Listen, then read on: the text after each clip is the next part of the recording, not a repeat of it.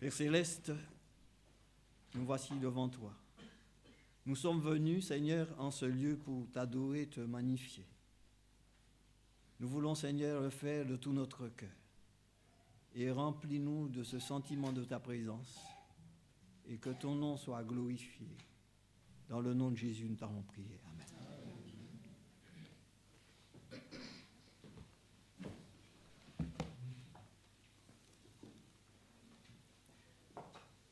Nous lisons dans l'Épître aux Hébreux, chapitre 10, le verset 16 jusqu'au verset 23. Hébreux 10, 16 à 23. Voici l'alliance que je ferai avec eux. Après ces jours-là, dit le Seigneur, je mettrai mes lois dans leur cœur et je les écrirai dans leur esprit. Il ajoute, et je ne me souviendrai plus de leurs péchés ni de leurs iniquités. Or, là où il y a le pardon des péchés, il n'y a plus d'offrande pour le péché. Ainsi donc, frères, puisque nous avons, au moyen du sang de Jésus, une libre entrée dans le sanctuaire, par la route nouvelle et vivante qu'il a inaugurée pour nous au travers du voile, c'est-à-dire de sa chair, et puisque nous avons un souverain sacrificateur établi sur la maison de Dieu, approchons-nous avec un cœur sincère, dans la plénitude de la foi, les cœurs purifiés d'une mauvaise conscience et le corps lavé d'une eau pure. Retenons fermement la profession de notre espérance, car celui qui a fait la promesse est fidèle. Dieu bénisse sa parole. Nous allons tous prendre le cantique 268 et juste après, pour tous ceux qui le peuvent, nous nous mettrons à genoux pour la prière. Cantique 268.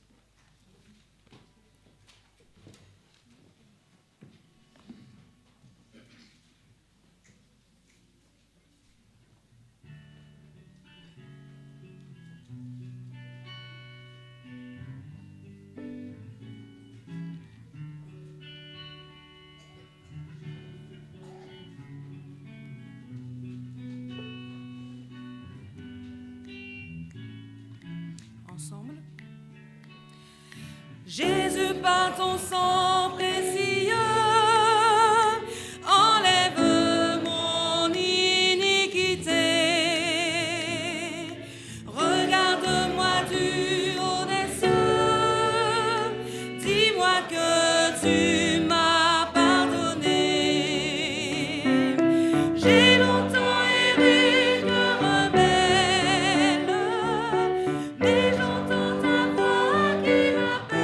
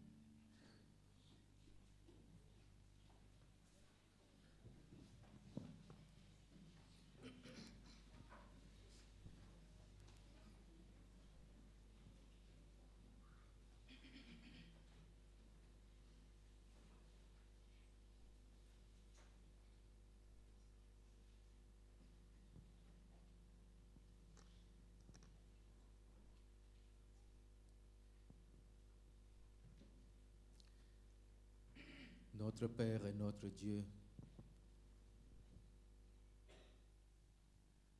Dieu de miséricorde et de bonté, nous voici encore devant toi, devant ton trône de grâce. Et nous voudrons te dire simplement merci Seigneur. Merci pour la vie. Merci pour la santé. Merci Seigneur pour le pain de tous les jours. Merci pour la présence de chacun de nous dans ce temple aujourd'hui pour t'adorer et t'honorer. Seigneur, nous voici en ce dernier sabbat de l'année. Une occasion pour regarder derrière et te dire encore une fois merci. Ce jour, nous avons plein de raisons pour te dire merci. Tu as été avec nous pendant toute cette année. Tu as veillé sur nous. Tu as pourvu à nos besoins. Nous voudrons te dire merci. Pour cette grâce qui jusqu'ici nous a conduits. Pour cet amour dont nous avons été l'objet, dont nous sommes l'objet jusqu'à ce jour. Seigneur, merci.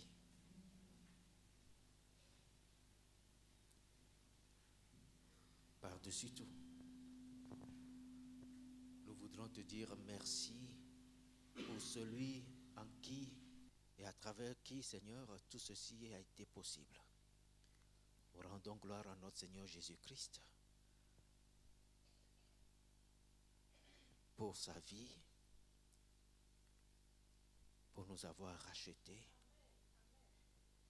pour le pardon que nous avons et nous recevons tous les jours à travers ce sacrifice.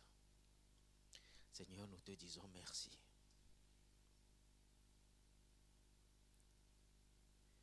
Merci d'avoir été là. Et merci pour ta promesse d'être toujours avec nous. Ce moment particulier, Seigneur, nous voudrons le remettre entre tes mains. Nous voudrons t'inviter d'une manière particulière à être en ce lieu, à prendre possession de ce lieu, à prendre le contrôle de ce lieu et à assainir et sanctifier ce lieu par ta présence. Seigneur, que tout ce qui se fera en ce lieu, en ce moment, soit sous ton contrôle et soit pour la gloire de ton nom. Humblement, nous remettons le culte entre tes mains. Il vient, Seigneur, de te racheter. Il vient, Seigneur, de ceux à qui tu as accordé ton pardon et qui veulent tout simplement ce jour te dire merci et t'adorer. Nous voudrons te prier de bien vouloir accepter ce culte, de le rendre agréable à tes yeux et d'exaucer, Seigneur, les supplications qui monteront vers toi en ce moment. Nous remettons le canal que tu as choisi ce moment entre tes mains. Et nous voudrons te prier, Seigneur, une fois encore, que ce soit toi-même qui nous parle par l'intermédiaire de ce canal. Que ta parole, Seigneur, soit dite. Et que ta parole, Seigneur, guérisse. Que ta parole fasse du bien à tout et chacun de nous en ce jour. Que ta parole, Seigneur, nous aide encore à nous accrocher à toi et à garder notre espérance et notre confiance en toi. Que ta parole, Seigneur, qui ne retourne jamais vers toi sans avoir accompli son effet, accomplisse son effet dans le cœur de tout et chacun de nous ici en ce jour. Et que chacun, Seigneur, sente ta présence, sente tes bienfaits et te loue pour ce qu'il aura vécu avec toi en ce moment. Nous voudrons avoir une pensée particulière pour ceux de nos frères, nos sœurs, qui dans la chair sont souffrants nous les remettons tous entre tes mains. Nous voudrons te supplier encore une fois, Seigneur, de les visiter et de continuer ce que toi-même tu as commencé avec eux. Que cette main qui sait parler, qui sait toucher, qui sait consoler, qui sait guérir, guérisse encore une fois tes enfants pour la gloire de ton nom. Fais-leur entendre ta voix. Fais-leur, Seigneur, sentir que tu es là. Détourne leur regard de ce qui détruit et fixe leur regard sur toi, Seigneur. Et cette prière que nous faisons pour eux, nous demandons la même chose spirituellement pour chacun de nous ici. Détourne nos regards de ce qui détruit et fixe nos regards sur toi en ce moment. Nous te remercions, nous te remercierons encore pour tes bienfaits parce que tes bienfaits n'ont pas de fin. Et nous voudrons tout simplement te dire merci à travers ce culte. Père Céleste, que ton nom soit encore une fois glorifié, que ton nom soit loué et que par ta présence, Seigneur, ton peuple ici et sous tous les cieux, tous ces gens, tes enfants qui sont réunis en un lieu pour t'adorer et te glorifier, qu'ils soient bénis, Seigneur. Nous avons une pensée pour ce pays que nous voudrons remettre entre tes mains. Nous avons une pensée pour nos frères et sœurs qui se font tuer à cause de ton nom. Nous voudrons te prier d'être leur bouclier, leur forteresse, Seigneur. Et n'oublie pas, ô bon Père, de visiter ceux qui aujourd'hui sont leurs bourreaux et que eux aussi, à un certain moment, puissent comprendre que ce n'est pas ce que tu demandes des gens, ce n'est pas ce que tu demandes de tes adorateurs. Donne de l'intelligence, la sagesse à ceux qui dirigent ce pays. Donne à tes enfants, Seigneur, d'être à l'écoute de ce qui se passe autour de nous et fais-nous lever nos regards vers toi en attendant la réalisation de cette promesse qui est proche à la porte. Béni sois-tu, Seigneur, pour tous tes bienfaits en faveur de tes enfants. Béni sois-tu, Seigneur, pour ton amour et ta grâce. Béni sois-tu, Seigneur, pour le pardon de nos iniquités. Et béni sois-tu, Seigneur, pour ta présence à nos côtés en ce moment. Pour la gloire de ton nom en Christ Jésus, nous avons prié. Amen.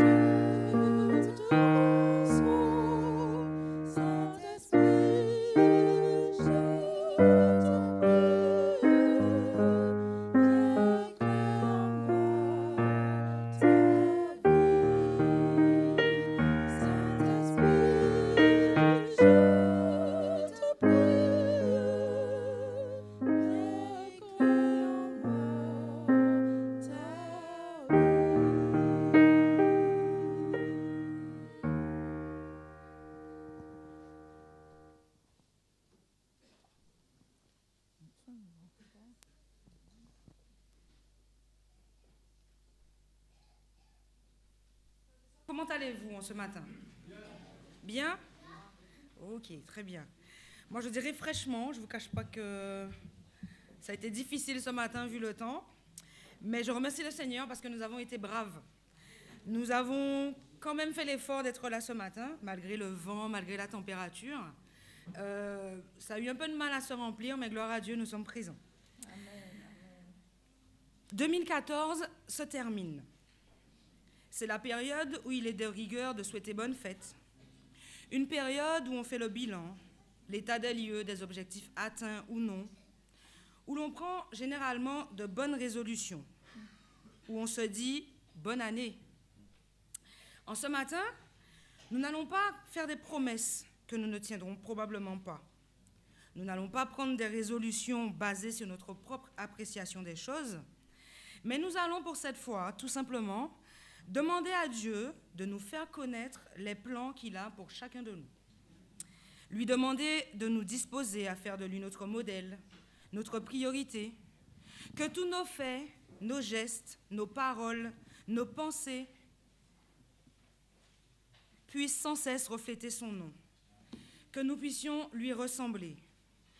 Entonnons ensemble les paroles de ce chant, « Te ressembler Jésus ».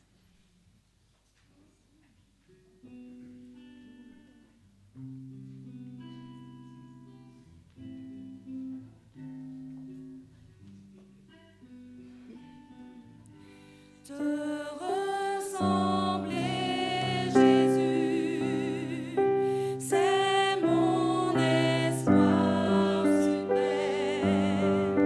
Penser, agir, aimer, toujours plus comme toi. Ensemble, te ressembler.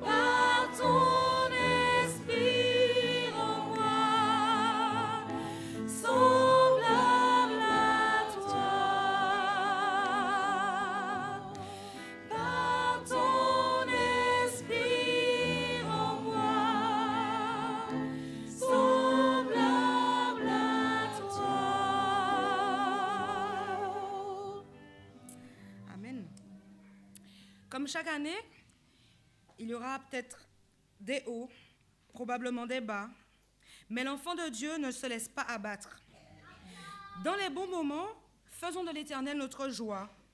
Dans l'épreuve, faisons de lui notre pilier, car il est pour nous un abri, il nous délivre, et dans la faiblesse, le Seigneur sait nous rendre forts. Amen. Mon seul abri, c'est toi.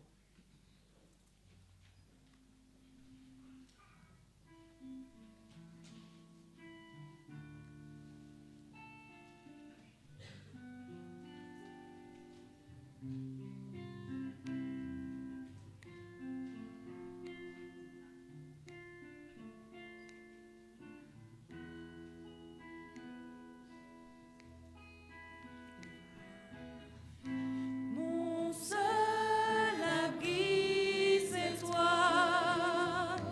Toujours mon cœur te chantera, car tu me délivres. Et chaque fois que j'ai peur, je m'appuie sur toi. Je m'appuie sur toi. Et dans la faiblesse, le Seigneur me rend fort. Je m'appuie sur toi.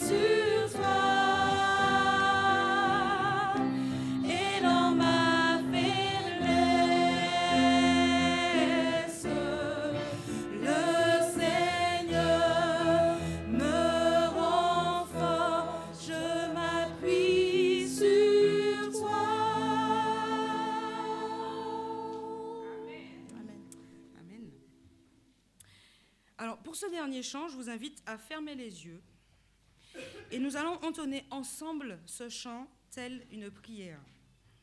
Que ce soit notre vœu pour cette année 2015, change mon cœur, Seigneur.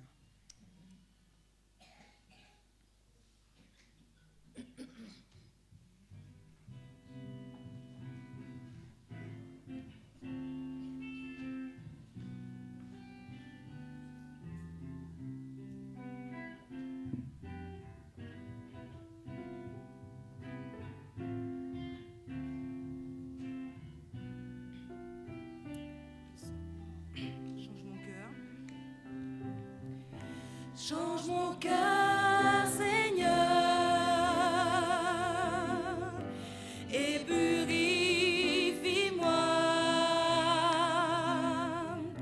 Change mon cœur, Seigneur, que je sois comme toi. Change mon cœur. Change mon cœur, Seigneur. Et purifie-moi.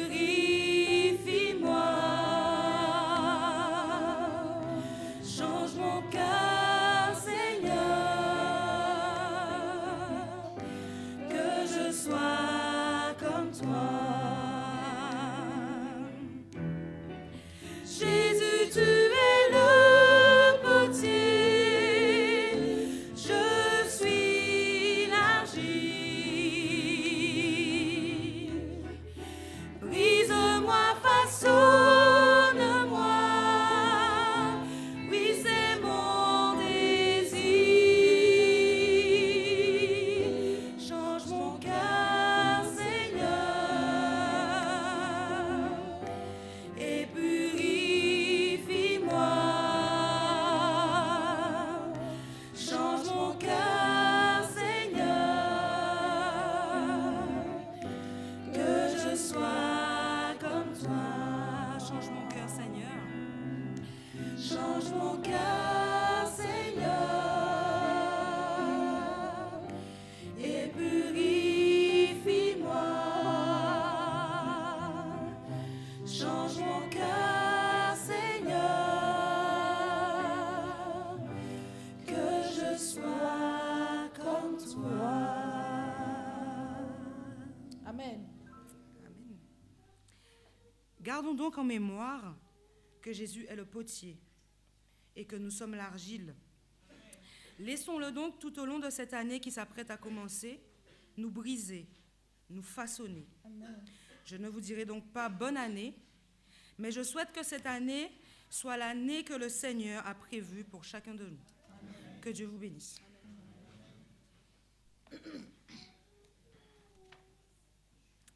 Service de fidélité.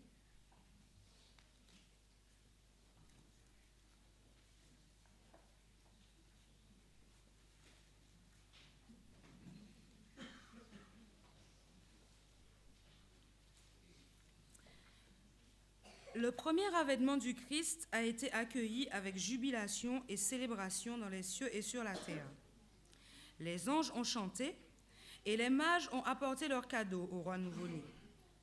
Le message évangélique délivré par les disciples du Christ était la proclamation de sa première venue dans le monde. Il apportait la bonne nouvelle du salut par la foi en lui. Il annonçait son retour en gloire pour racheter son peuple et donnait aux hommes l'espérance de participer par la foi et l'obéissance à l'héritage des saints dans la lumière. Ce message est toujours actuel. Il se double aujourd'hui d'un avertissement relatif à l'imminence de la seconde venue du Christ. Les signes précurseurs qu'il avait lui-même donnés se sont accomplis et nous pouvons savoir par les Écritures que Jésus-Christ est à la porte. Alors que nous apportons nos dons aujourd'hui, tout comme les mages le firent pour célébrer la venue du roi des rois, disposons nos cœurs à le recevoir. Préparons-nous pour son retour et aidons les autres à être prêts également. Viens Seigneur Jésus. Amen.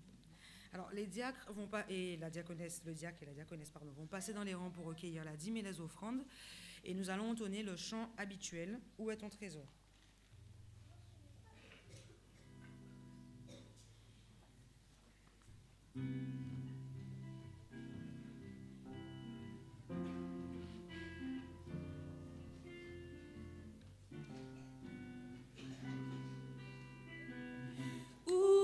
trésor. Là sera ton cœur. Tu peux te tromper de placement. Ton avenir compte tout autant. Contemple le temps d'y songer une. L'argent ne suffit pas pour nous rendre heureux.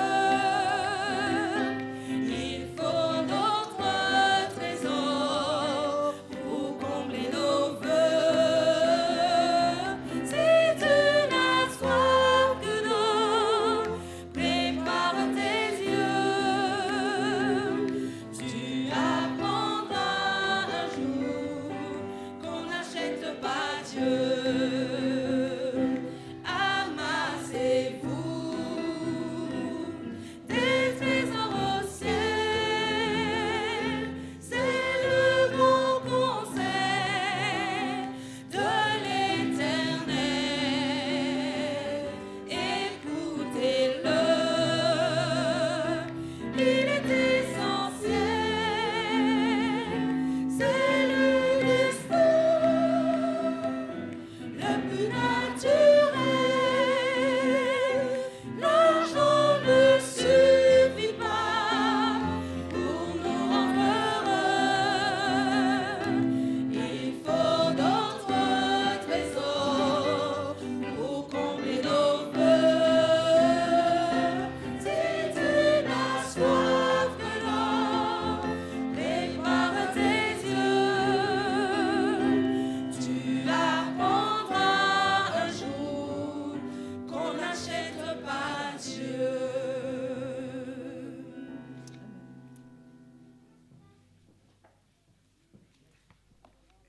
Inclinons la tête. Père éternel, Dieu Tout-Puissant, c'est incliné devant toi, Seigneur, nous voulons te remercier pour l'opportunité que tu nous donnes d'être ici en ce matin. Que toute la gloire, tout l'honneur te soit rendue. Seigneur, tu nous as donné la possibilité de pouvoir remettre en ce matin nos dîmes et nos offrandes et nous te remercions pour cela. Permets, Seigneur, que cette somme soit utilisée à ta gloire et à l'avancement de ton œuvre.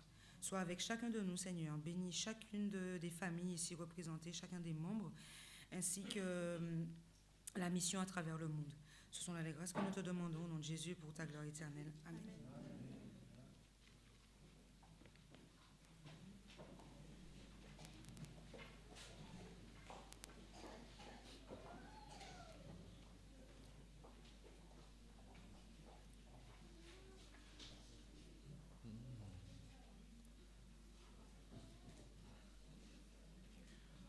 Bonjour, chers frères et sœurs en Christ.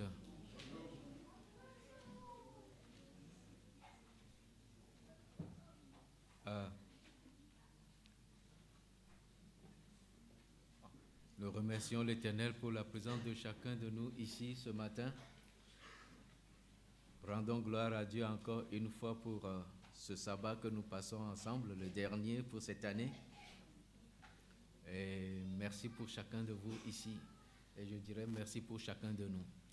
Pour ceux qui nous visitent, nous sommes très heureux de vous avoir avec nous en ce sabbat. Sentez-vous à l'aise et que l'Éternel vous bénisse.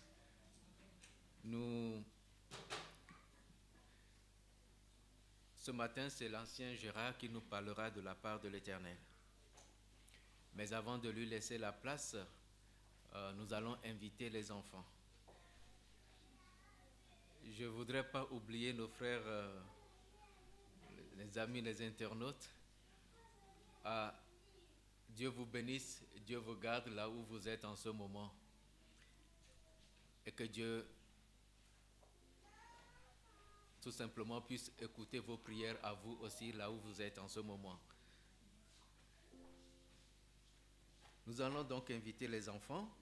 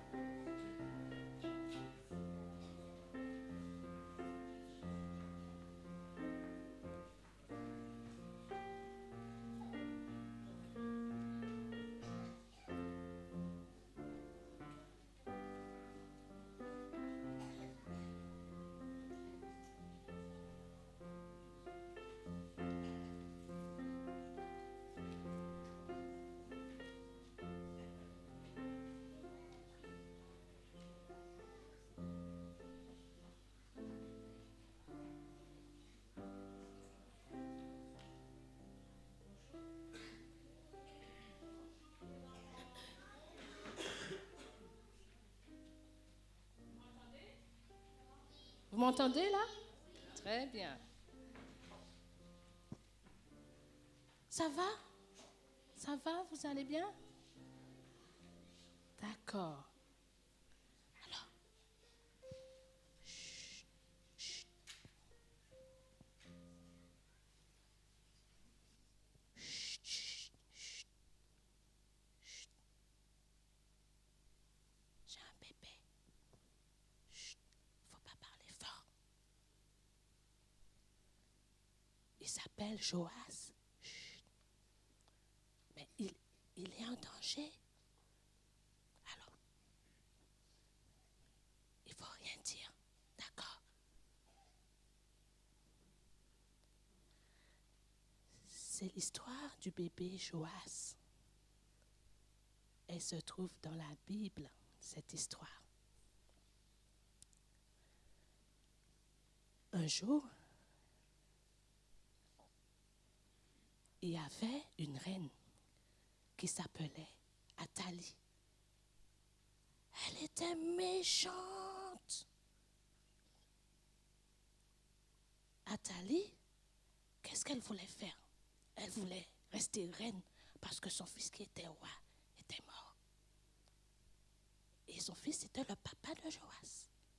Mais elle voulait rester reine, alors qu'est-ce qu'elle a fait?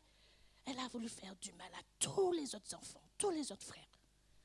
Alors, qu'est-ce qui s'est passé? La nounou, elle a pris la nourrice, elle a pris Joas. Et elle a couru dans le temple. Va le cacher. Va cacher Joas. Chut. Parce qu'elle voulait aussi faire du mal à Joas. Alors, le prêtre Jéhojada et la tati, voilà, de Joas, l'ont pris et l'ont emmené au temple. Et la méchante reine, qu'est-ce qu'elle a fait? Elle cherchait Joas partout. Partout.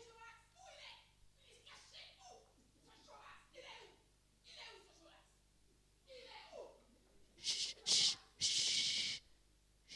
Elle va le trouver, elle va le trouver. Chut. Alors, ils ont gardé Joas dans le temple longtemps, pendant que la méchante reine cherchait toujours. Il est minuscule pour être roi, vous ne trouvez pas? Il est trop petit, mais il devait être roi un jour. Ce sera le prochain roi. C'est pourquoi sa tati ne voulait pas qu'on lui fasse du tort et qu'on l'a caché, qu'elle l'a caché dans le temple. Il est resté, ils l'ont caché longtemps dans le temple, pendant 6 ans. Et quand Joas a grandi, à 7 ans,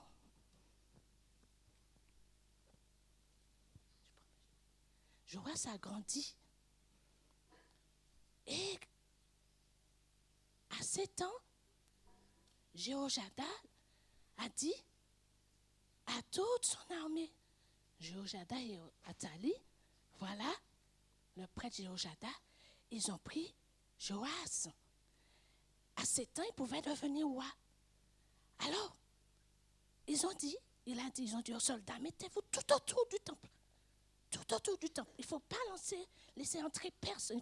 Il ne faut laisser entrer personne. Ni Athalie, personne ne doit sortir. Veillez pour que personne ne puisse venir faire du tort à Joas. Alors, qu'est-ce qu'il a fait, Jéhojada? Il a pris la couronne, il a mis la couronne sur la tête de Joas, et tout le monde a crié, vive le roi!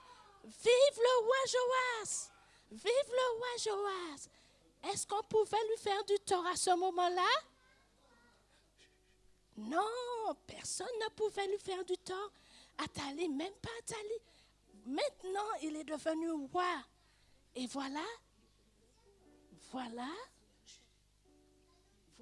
que Joas est devenu roi et Athalie n'est plus. D'accord? Voilà, c'était la belle histoire du roi Joas que Dieu a protégé. Merci. L'histoire, merci. Tu peux t'asseoir. Merci. Dieu, on m'écoute? Maintenant, on fait silence. Dieu a protégé Joas. Dieu a envoyé qui pour protéger Joas? Il a envoyé qui, Dieu, pour protéger Joas? Il y a eu son ange, mais qui était dans le temple? Jéhojadas, son oncle, et Josheba, sa tante. Il y a aussi la nounou. Tout ce monde, Dieu a utilisé toutes ces personnes pour protéger Joas. Parce qu'il était en danger. Dites-moi les enfants, savez-vous que Dieu vous protège aussi tous les jours? Est-ce que vous le savez? Ah, il y a eu 1, 2, 3, 4 qui m'ont répondu. Est-ce que vous savez que Dieu vous protège tous les jours? Comme il a protégé Joas. Aussi, il y a des bébés, à leur naissance, et bien, ils meurent déjà. Il y a ça aussi. Il y a ça aussi, c'est vrai.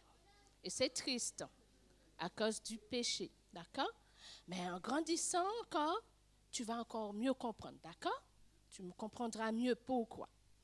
Alors les enfants, Dieu prend soin de vous en vous donnant maman, parce que vous avez maman, papa, les oncles.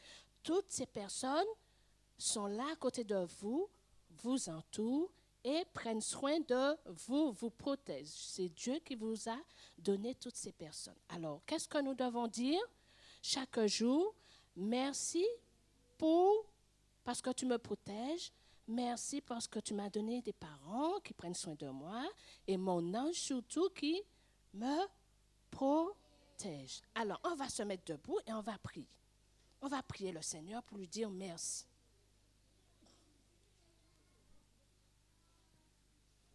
Alors, est-ce qu'il y a un enfant qui voudrait prier pour cela? Merci Jésus pour ta protection. Non? Est-ce qu'il y a un enfant qui voudrait prier? Alors, tu viens, Ryan? Viens, Ryan. Que fait, et pour les voitures que c'est fait, et que fait, c'est passé, et pour ce que fait, c'est passé. Amen. Amen. Jésus a tout compris. D'accord? Alors, les enfants, maintenant, on va retourner à notre place en silence. D'accord? Merci à Ryan et merci à vous tous qui avez écouté l'histoire.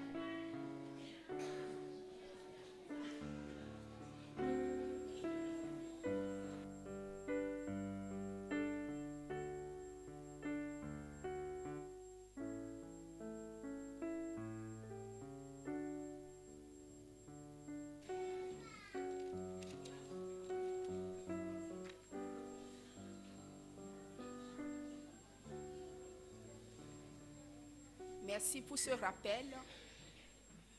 Et ça prouve que Dieu est au volant de la vie de tous ses enfants. Amen. Alors nous allons nous lever et nous prendrons notre Bible.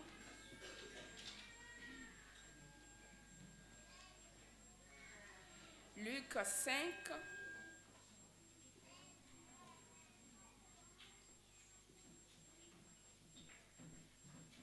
Luc 5,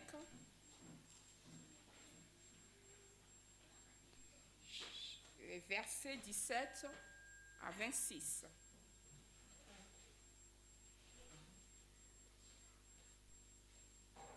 Alors prêtez l'oreille à cette lecture. Un jour, Jésus enseignait. Des pharisiens et des docteurs de la loi étaient là, assis, venus de tous les villages de la Galilée, de la Judée et de Jérusalem. Et la puissance du Seigneur se manifestait par des guérisons. Et voici des gens portant sur un lit Un homme qui était paralytique cherchait à le faire entrer, à le placer sous ses regards. Comme il ne savait pas où introduire à cause de la foule, ils montèrent sur le toit et ils le descendirent par une ouverture avec son lit au milieu de l'assemblée devant Jésus. Voyant leur foi, Jésus dit, « Homme, tes péchés te sont pardonnés. » Les scribes et les pharisiens se mirent à raisonner et à dire, « Qui est celui-ci qui profère des blasphèmes? Qui peut pardonner les péchés si ce n'est Dieu seul? » Jésus, connaissant leurs pensées, prit la parole et leur dit, « Quelle pensée avez-vous dans vos cœurs?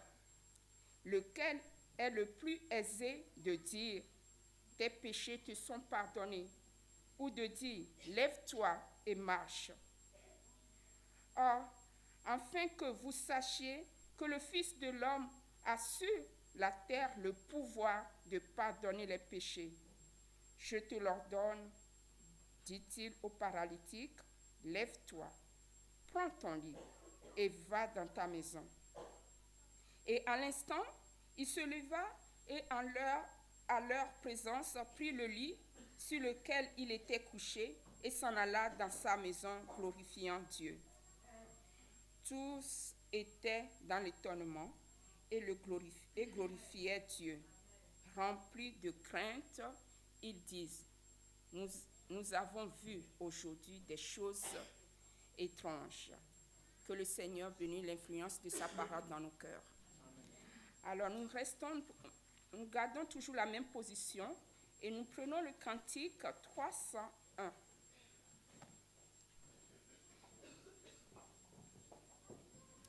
Nous chanterons les 4 premières strophes.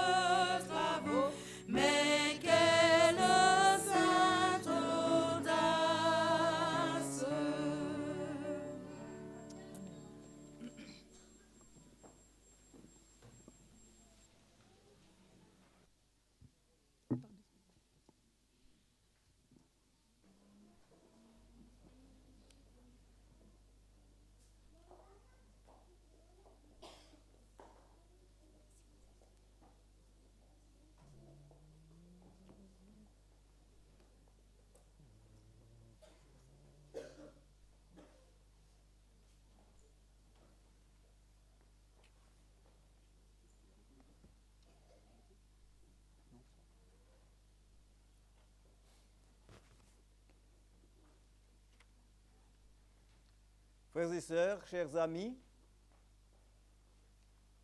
à tous ceux qui nous visitent aujourd'hui, je vais vous saluer fraternellement en Jésus-Christ et vous dire Je suis heureux d'être parmi vous. Et je pense que vous l'êtes aussi parce que nous avons répondu à un saint rendez-vous que le Seigneur lui-même nous a fixé. Il est bon d'être en sa présence. Et c'est David qui disait « Vaut mieux un jour dans la maison de l'Éternel que 1000 ailleurs ». Nous avons fait l'effort d'être là ce matin en dépit du mauvais temps. Et c'est bien parce que nous sommes en quelque part surpassés. Et la vie chrétienne, c'est ça. Nous devons tous les jours, avec l'aide de Dieu, nous surpasser. Eh bien, vous savez, dans très peu de jours, 5 précisément, nous terminerons l'année 2014. L'année durant laquelle nous avons eu chacun des moments de joie et de peine. Nous avons été confrontés peut-être à la maladie, à la souffrance, au découragement. Vous avez connu peut-être des problèmes économiques tels que le chômage et d'autres, des difficultés d'ordre spirituel. Mais je suis persuadé que le Seigneur vous a soutenu chacun. Et je dis grâce soit rendue à Dieu qui il nous a permis d'être présents ici ce matin pour le remercier de nous avoir conservé la vie et de lui demander la force et courage pour continuer à marcher dans la voie du salut en dépit de toute épreuve, car il nous réserve des choses insoupçonnées. Ce sont des choses qui ne sont point montées au cœur de l'homme, ni dans ses pensées qu'il n'a jamais imaginé que Dieu nous prépare. Et ça vaut la peine que nous puissions tout faire pour être récompensés par le Seigneur. Une chose est sûre, nos combats et nos luttes ne finiront pas avec l'année.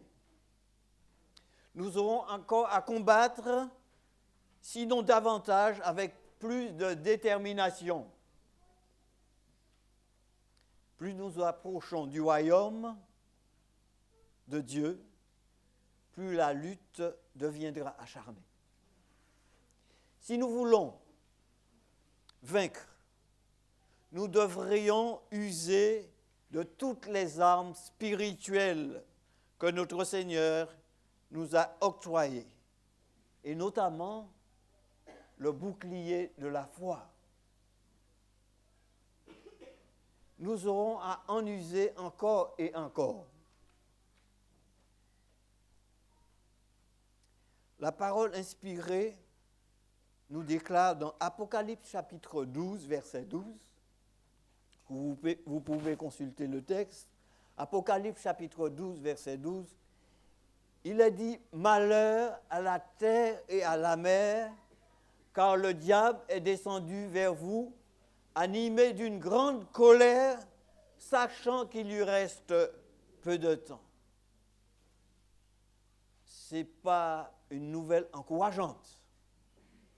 Mais à travers ce texte, il y a aussi de l'encouragement parce que nous lisons aussi dans ce texte, le diable est descendu bien sûr vers vous animé d'une grande colère.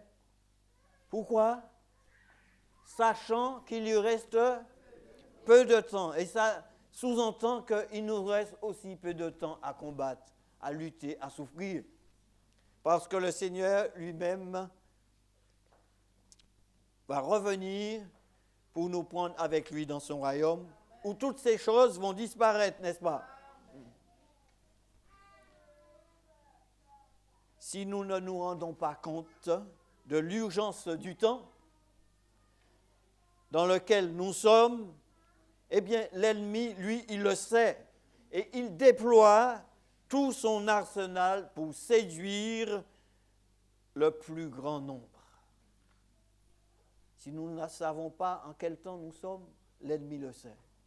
Frères et sœurs, c'est le moment de nous réveiller et de saisir les armes que le Seigneur a mises à notre disposition et combattre avec toute la force que notre Dieu nous donne.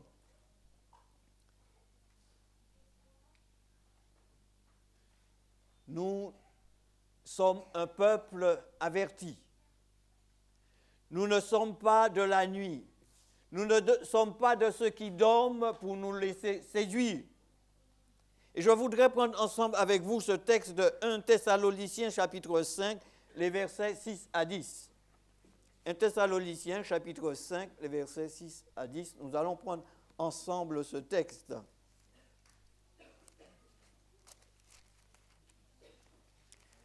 Thessaloniciens, chapitre 5, les versets 6 à 10. Ne dormons donc point comme les autres, mais veillons et soyons sobres. Car ceux qui dorment, dorment la nuit, et ceux qui s'enivrent, s'enivrent la nuit. Mais nous qui sommes du jour, soyons sobres, ayant revêtu la cuirasse de la foi et de la charité, et ayant pour casque l'espérance du salut. Car Dieu ne nous a pas destinés à la colère, mais à l'acquisition du salut par notre Seigneur Jésus-Christ, qui est mort pour nous, afin que, soit que nous veillons, soit que nous dormions, nous vivons ensemble avec lui. Amen. Nous ne devrions pas être en aucun moment être séduits parce que nous ne sommes pas de la nuit. Nous sommes du jour. Pourquoi nous sommes du jour? Parce que nous avons la lumière de la parole de Dieu. Et par la même occasion, Dieu fait de chacun de nous des lumières. Vous êtes la lumière du monde. Jésus, notre Seigneur Jésus-Christ, a combattu et il a vaincu. Et par sa victoire, nous avons la victoire. Si nous nous approprions par la foi ses promesses, si nous lui faisons confiance en obéissant à sa parole, c'est sûr et certain que nous avons déjà la victoire en Jésus-Christ. Sa vie, la vie de Jésus a été un exemple vivant de foi, d'obéissance et de victoire. C'est ainsi qu'il remporta la victoire sur toutes les tentations du malin. Il est important pour chacun de nous, au fur et à mesure que nous avançons dans le temps, d'avoir une foi qui se fortifie, qui se renouvelle de jour en jour par l'étude de la parole de Dieu et par la prière. Par l'étude de la parole de Dieu et par la prière, notre foi doit se renouveler sans cesse. Ce n'est pas quelque chose toujours d'acquis. Nous avons besoin de nous renouveler en Jésus-Christ jour après jour si nous voulons être victorieux. Nous ne devons pas tomber dans la routine. D'ailleurs, cessons la routine, bannissons-la et donnons du sens à nos actes. Qu'est-ce qui nous a poussé d'être ici ce matin? Est-ce que c'est la routine de venir chaque sabbat? Ou sinon, nous sommes déplacés parce que nous sommes conscients que nous allons rencontrer Dieu, nous allons rencontrer nos frères et nos sœurs, et ensemble nous allons fortifier notre foi. Nous allons nous regalvaniser pour passer encore une semaine avec Jésus et avec nos familles dans la relation avec Dieu.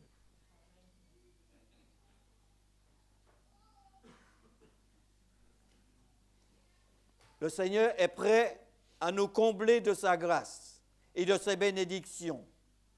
Nous devons être imprégnés de sentiments de sa présence en ce lieu.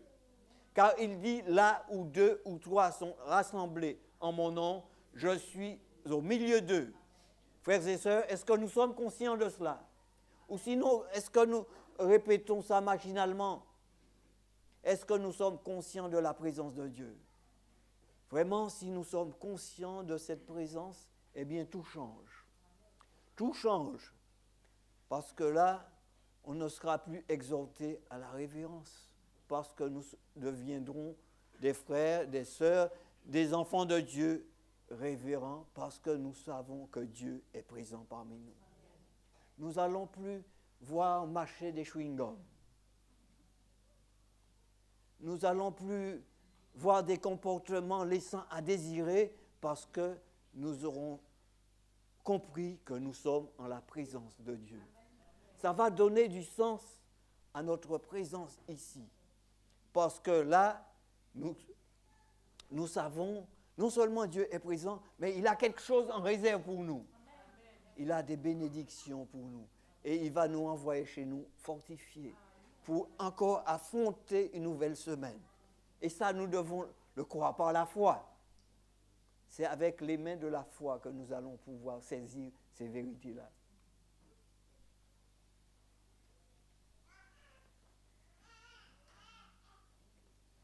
Nous devons avoir une foi vivante et ferme,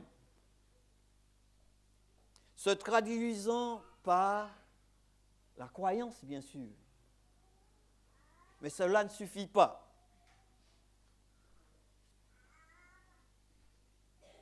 Ça va susciter la confiance. Et la confiance doit nous pousser à quoi? À l'obéissance. Voilà la foi que le Seigneur voudrait que chacun de nous puisse posséder. Pas que notre foi se limite seulement à la croyance. Croire que Dieu existe, le diable croit aussi. Donc, notre foi doit être composée de ces éléments-là. La croyance, la confiance et l'obéissance. C'est ainsi que nous pourrons, sans aucun doute, franchir des montagnes, abattre des murs, remporter des victoires et tout autre genre. Nous avons l'exemple de tous les grands hommes de la Bible, tels que Moïse, grands hommes et bien sûr des femmes, tels que Moïse, Rahab, Élie, Joseph et bien d'autres encore. Vous pouvez lire tout cela dans le chapitre 11 du livre des Hébreux, Hébreux chapitre 11. Et je voudrais d'une manière toute spéciale, comme nous avons lu tout à l'heure, m'arrêter à ce texte se trouvant dans Luc chapitre 5, les versets 17 et suivants. C'est l'exemple de ce paralytique. Il était couché sur un lit depuis des années. Et voilà qu'il entend parler du Seigneur Jésus par ses amis, faisant des grands miracles dans sa région.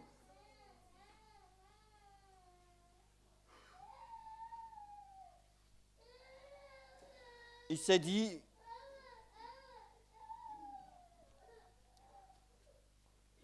c'est l'occasion, c'est le jour du salut.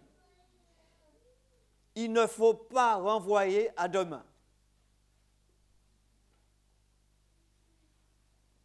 Il avait la foi que le Seigneur pouvait le sortir de cette situation, de sa misère. Mais comment faire?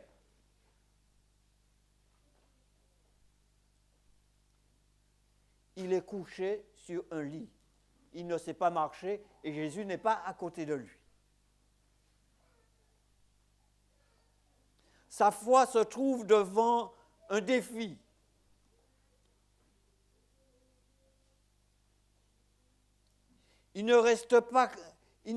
Pourtant, il ne va pas rester couché là seulement, sur sa natte indéfiniment.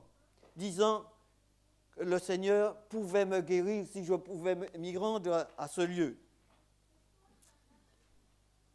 Il réfléchit. Qu'est-ce qu'il va faire pour se rendre jusqu'à Jésus et recevoir la guérison? Et là, il va solliciter.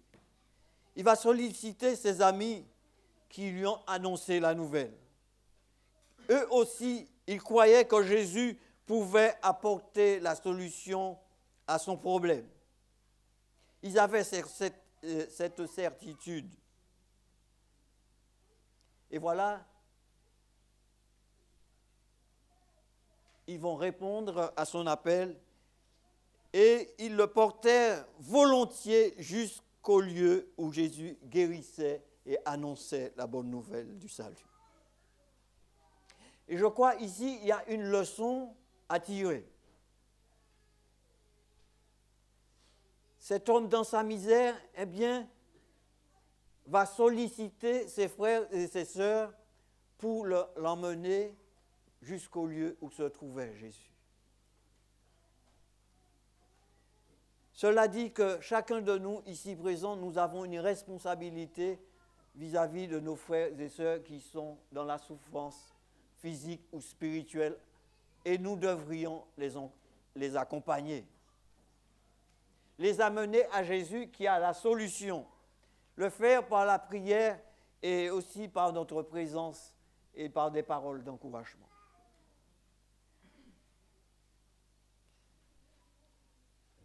En recevant cette sollicitation, ses frères et sœurs n'ont pas hésité un instant, mais ils l'ont fait avec joie et avec détermination. Ils ne se sont pas posé la question, ils ne se sont pas dit, c'est lui qui a cherché sa situation, c'est lui qui s'est mis en problème. Ils n'ont pas posé cette question. Mais ils se sont, de même élan, ils se sont mobilisés pour le conduire à Jésus. Lui qui pouvait lui apporter la solution à sa situation délicate, sa situation difficile. Les voilà maintenant arrivés sur le lieu où Jésus était. Mais pas moyen de l'atteindre. Autour de lui, il y avait une foule dense et compacte. Pas moyen d'arriver à proximité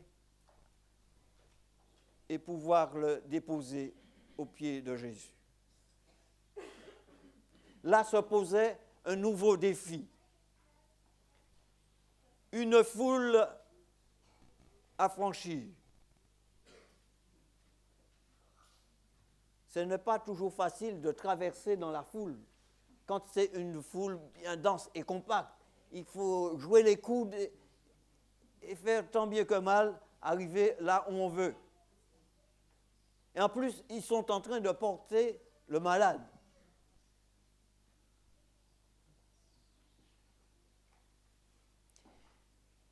Ils pouvaient se dire, dire au malade, tu as vu que nous avons fait de notre mieux. Mais ce n'est pas possible. Mais ils ne se découragèrent pas. Ils décidèrent un acte audacieux. Ils ont traversé cette foule. Et voilà, maintenant, ils sont près de la maison.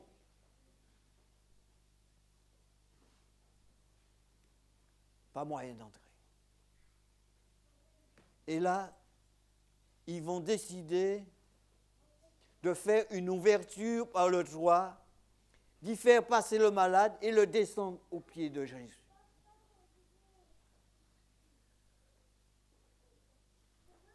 Vraiment, c'était une foi vivante qui les animait. Une confiance absolue en Jésus. Ils vont découvrir le toit de la maison qui leur appartenait, la maison de quelqu'un d'autre. Le texte ne nous dit pas qu'ils ont demandé une autorisation. Ils ont pris sur eux-mêmes parce ils se sont dit que ça vaut le coup. Qu'est-ce qui peut, en quelque part, égaler la santé, la vie? Rien d'autre. Eh bien, ils n'ont pas hésité. Ils sont montés sur le toit, fit une ouverture, et voilà, ils vont descendre Jésus, et descendre le malade aux pieds de Jésus. Ça, c'est de la foi, frères et sœurs. Amen. Voilà une foi comme celle-ci que le Seigneur voudrait que nous puissions posséder. Amen. Une foi qui nous pousse à l'obéissance, à l'action. Amen. Quelquefois, notre attitude dit le contraire. Nous disons que nous croyons, mais sans engagement. Les positions que nous adoptons quelquefois disent le contraire de ce que la bouche dit. Et nous devons réfléchir vraiment et nous poser la question, est-ce que vraiment je crois que le Seigneur Jésus revient bientôt pour me donner ce royaume? Est-ce que dans mon attitude, dans mon engagement, je ne dis pas que les choses que m'offre le monde ont plus de valeur? Est-ce que je suis conséquent avec ma foi? Ces hommes, ils étaient décidés. Ils savaient absolument que que cet homme allait recevoir la guérison de Jésus. Et ils ont tout fait. Ils ne se sont pas découragés. Quelquefois, sur la route qui nous mène vers le ciel, il y a des embûches. Nous rencontrons des difficultés. Mais nous ne devons néanmoins pas nous décourager, sachant que le Seigneur nous réserve quelque chose d'extraordinaire.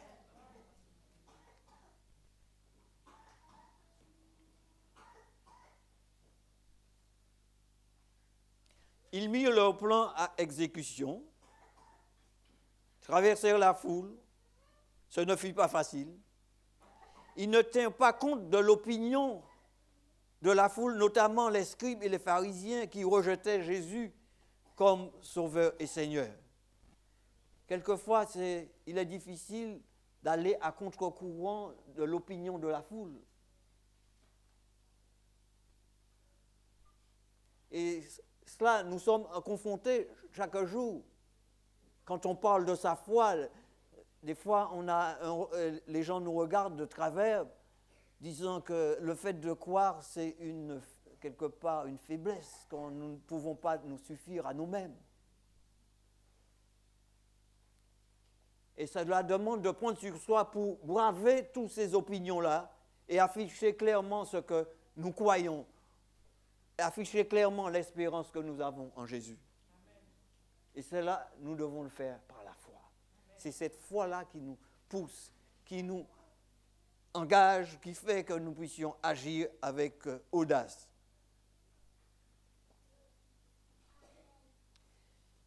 Ils ne se sont pas arrêtés sur la foule, mais ils avaient les regards fixés sur Jésus, le chef et le consommateur de leur foi. Et nous aussi, nos yeux doivent être tournés vers Jésus. C'est lui notre exemple, c'est lui le sauveur, c'est lui notre raison de vivre. Amen. À qui nous irons si ce n'est à lui? Amen. Ils mirent de côté les obstacles qui pouvaient les séparer du Christ. Ils ont traversé la foule. Ils ont fait une ouverture dans la toiture qui les empêchait de voir Jésus et ils ont descendu le paralytique. Et le voilà maintenant au pied de Jésus.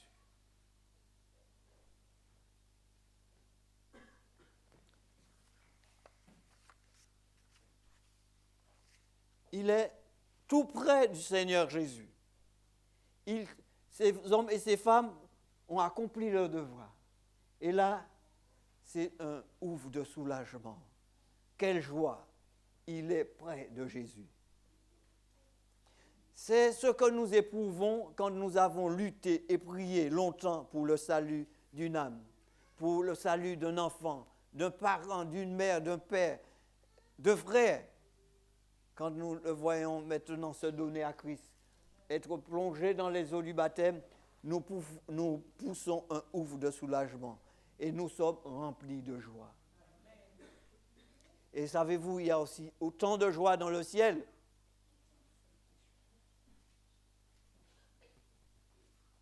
Et voilà, une telle joie, une telle foi, ne s'échappa pas de l'attention de Jésus. Lui qui connaît les cœurs, il savait quel mobile les animait. Voyant leur foi, il dit, « Homme, tes péchés te sont pardonnés. » À ce moment-là, cet homme s'est senti revivre. Il a senti quelque chose se passer en lui. Il a retrouvé la joie parce qu'il était sous le poids d'une culpabilité surannée.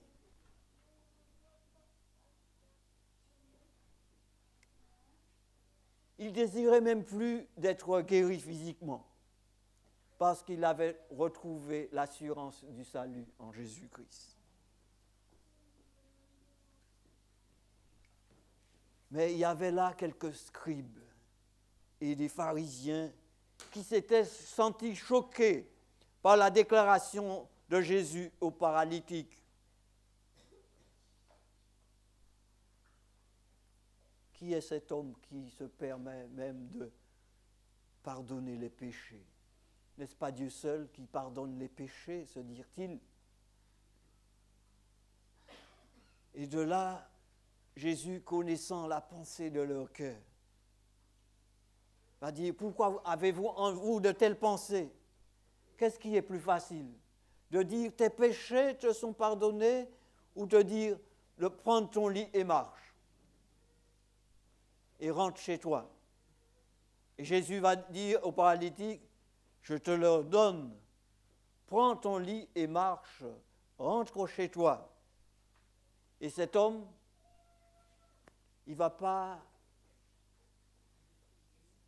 pas se dire, qu'est-ce que le Seigneur me dit? C'est bien que je ne sais pas marcher, mais parce qu'il a la foi, il va se mettre debout, comme s'il avait déjà à l'avance cette possibilité. Sous l'ordre de Jésus, il va se mettre debout. Après, il va prendre son lit, il va rentrer chez lui. Le Seigneur s'adresse aussi à nous. Nous qui sommes peut-être malades spirituellement, malades physiquement. Il nous dit, lève-toi, prends ton lit et marche.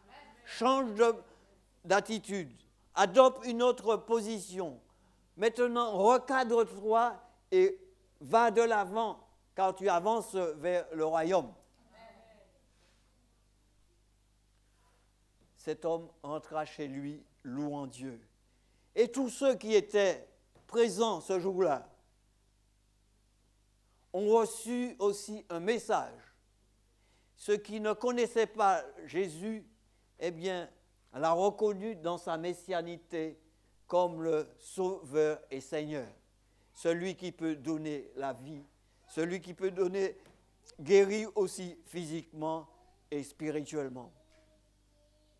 Parce que le paralytique avait une foi ferme.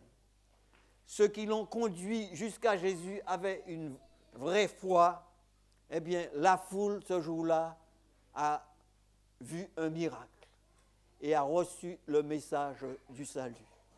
Frères et sœurs, si vous avez cette foi, si nous avons cette foi en Jésus-Christ, cette foi qui est composée de la croyance, de la confiance, de l'obéissance, eh bien, nous allons permettre à d'autres de découvrir qui est Jésus. Nous allons permettre à d'autres de recevoir le salut. parce que nous serons vraiment à ce moment-là la lumière du monde.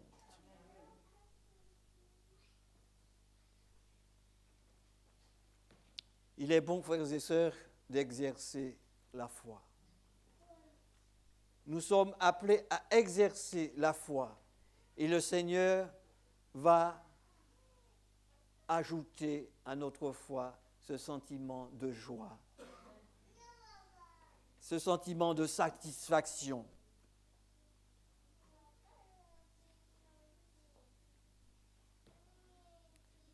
Car il faut que celui qui s'approche de Dieu croit qu'il existe et qu'il est le rémunérateur de ceux qui le cherchent. Nous vivons un temps où l'ennemi de nos âmes a tout mis en œuvre pour détruire la foi des enfants de Dieu. Détruire la foi en Jésus. Il fait tout, et vous, frères et sœurs, je suis persuadé que vous l'avez remarqué déjà. Il travaille insidieusement. Il travaille dans le cœur de nos enfants, dans les écoles et ailleurs, à la télévision, sur Internet et partout, pour que la semence qui est semée dans le cœur des enfants ne puisse se lever. Mais en tant que parents, vous devriez redoubler d'ardeur pour semer la semence de la parole de Dieu dans le cœur de vos enfants, afin que cette foi puisse grandir jour après jour. Le temps est venu, frères et sœurs. Il est plus qu'urgent de le faire, et de le faire avec soin,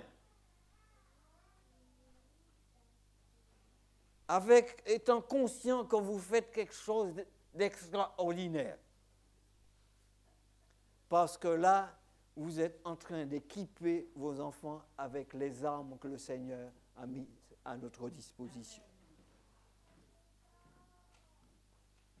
Nous n'avons pas besoin seulement d'une croyance, d'une adhésion intellectuelle, mais d'une foi composée de la croyance, de la confiance et de l'obéissance. Frères et sœurs, si nous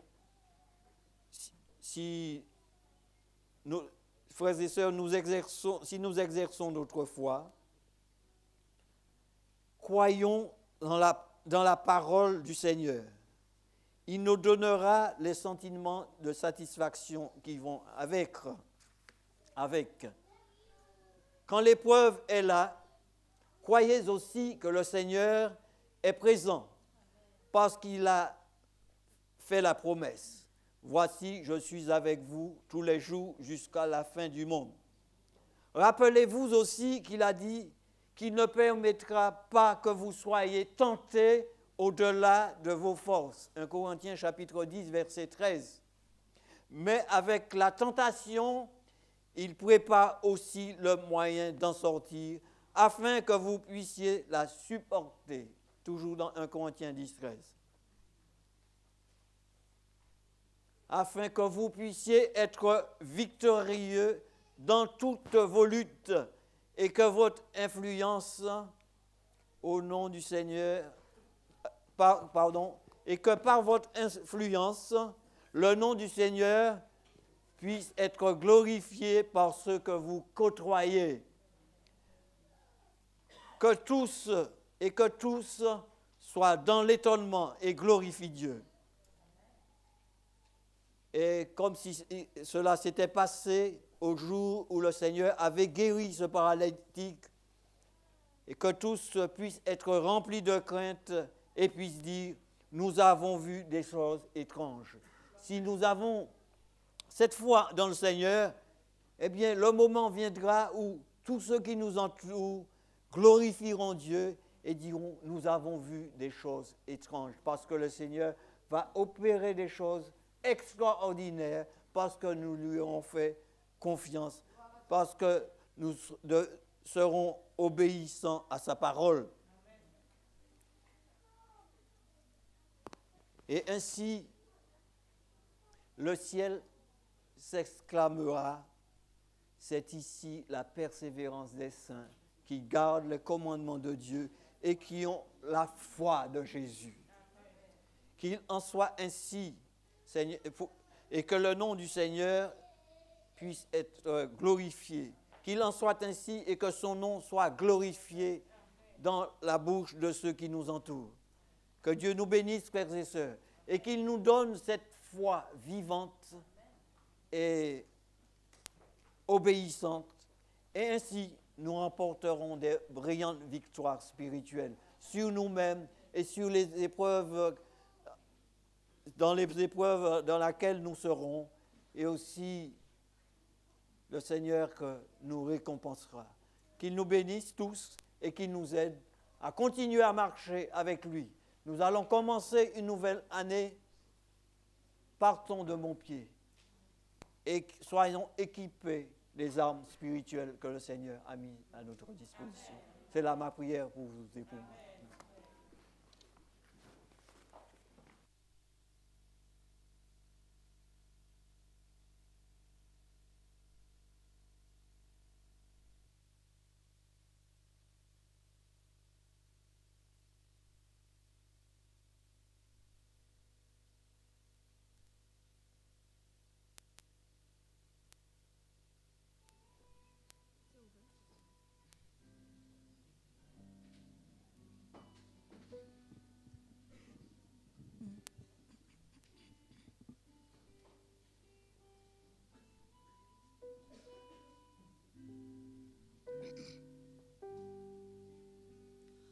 Ami, pourquoi tant de bonheur,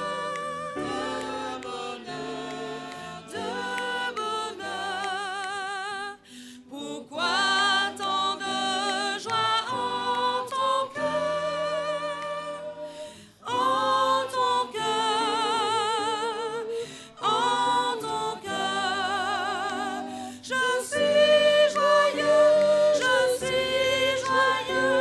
mon Rédempteur venu des cieux, de l'enfer est victorieux.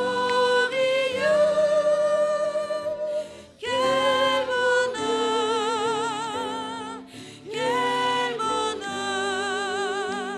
tous les péchés sont pardonnés. Quel bonheur,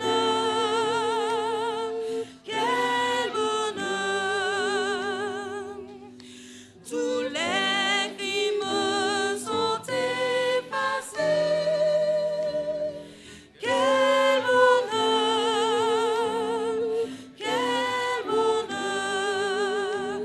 en Christ je cesse d'avoir peur. Il est mon grand libérateur. Par lui le plus humble vainqueur. Quel bonheur,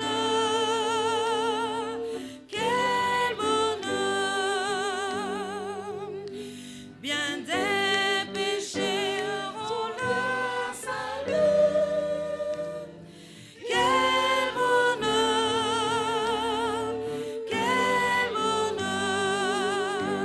qui loin du Christ errait sans but. Quel bonheur,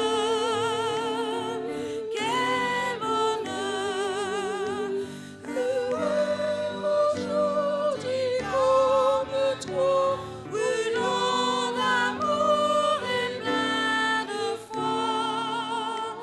Ils célèbrent leur Dieu, le roi. Quel bonheur,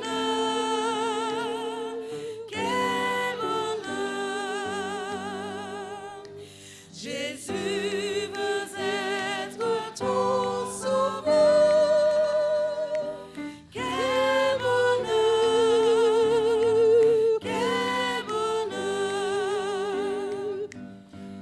à ses appels ouvre ton cœur. Quel bonheur,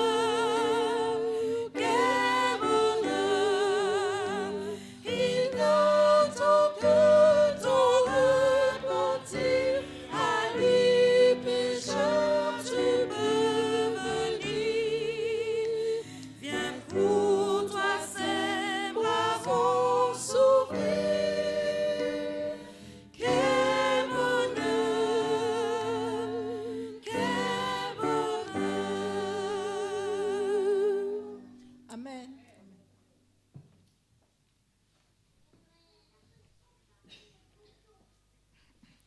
Inclinons la tête.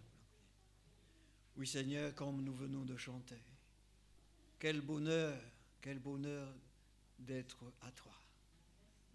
Quel bonheur, Seigneur, d'avoir cette espérance en toi.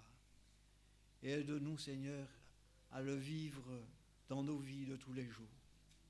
Que nos pensées, notre esprit ne puissent fixer sur les difficultés du temps présent, mais que nous puissions voir au-delà, Seigneur, ce royaume que tu as pour chacun de nous.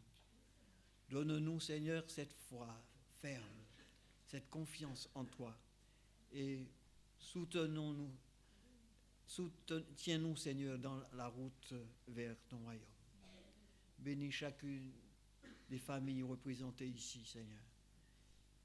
Que ta parole puisse être présentée dans chacun des foyers et que les enfants puissent être formés, Seigneur, à te glorifier, à te magnifier, à vivre pour toi, Seigneur, en attendant que tu nous prennes tous dans ton royaume éternel. Garde-nous dans ta paix, fortifie-nous, Seigneur, nous t'avons prié dans le nom de Jésus et pour ta gloire. Amen.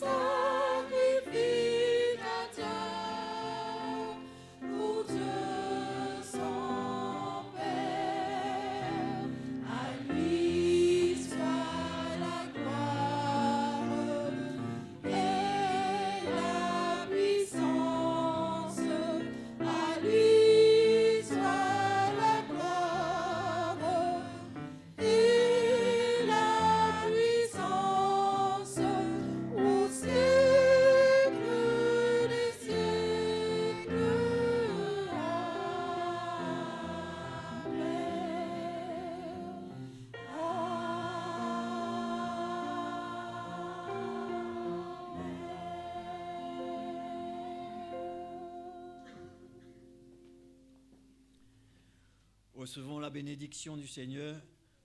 Que la paix de Dieu vous sanctifie lui-même tout entier et que tout votre être, l'esprit, l'âme et le corps soient conservés irrépréhensibles lors de l'avènement du Seigneur Jésus-Christ. Celui qui vous a appelé est fidèle et c'est lui qui le fera. Amen.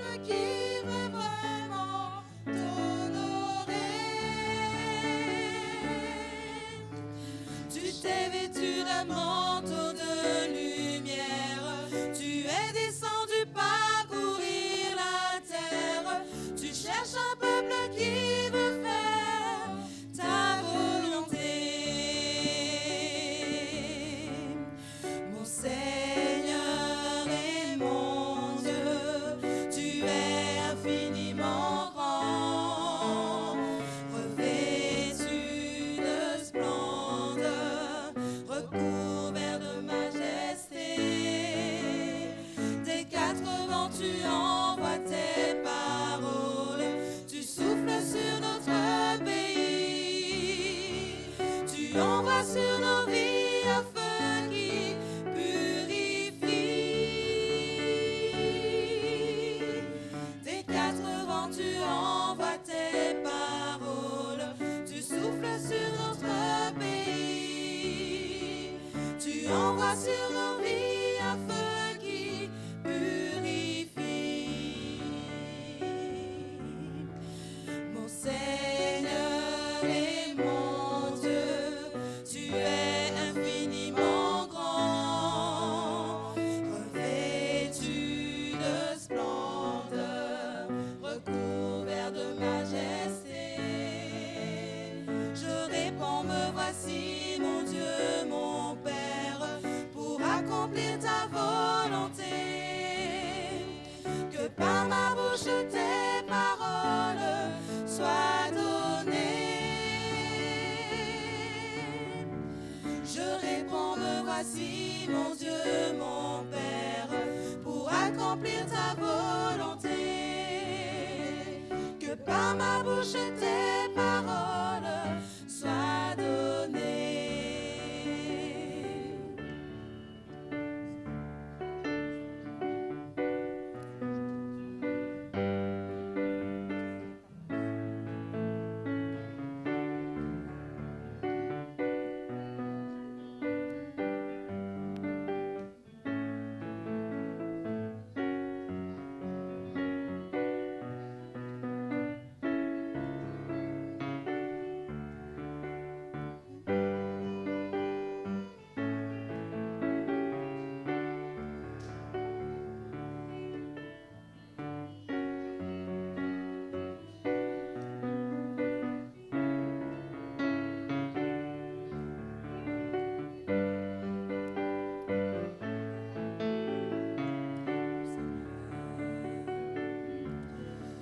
Mon Seigneur et mon Dieu, tu es infiniment grand, revêtu de splendeur, recouvert de majesté.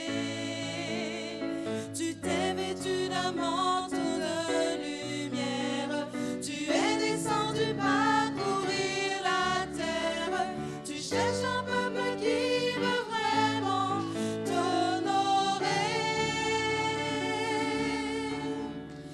tu t'es vêtu d'un manteau de lumière, tu es descendu parcourir la terre.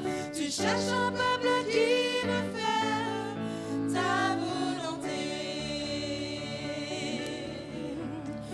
Mon Seigneur et mon Dieu, tu es infiniment grand, revêtu de splendeur, recouvert de majesté. Des quatre vents, tu envoies tes paroles, tu souffles sur notre pays. Tu envoies sur nos vies un feu qui purifie. Des quatre vents, tu envoies tes paroles, tu souffles sur notre pays. Tu envoies sur nos vies un feu qui purifie. Mon Seigneur et mon Dieu, tu es infiniment grand, revêtu de splendeur, recouvert de majesté. Je réponds, me voici, mon Dieu, mon Père, pour accomplir ta volonté. Que par ma bouche tes paroles soient données. Je réponds, me voici, mon Dieu, mon Père, pour accomplir ta volonté. Que par ma bouche tes paroles soient données.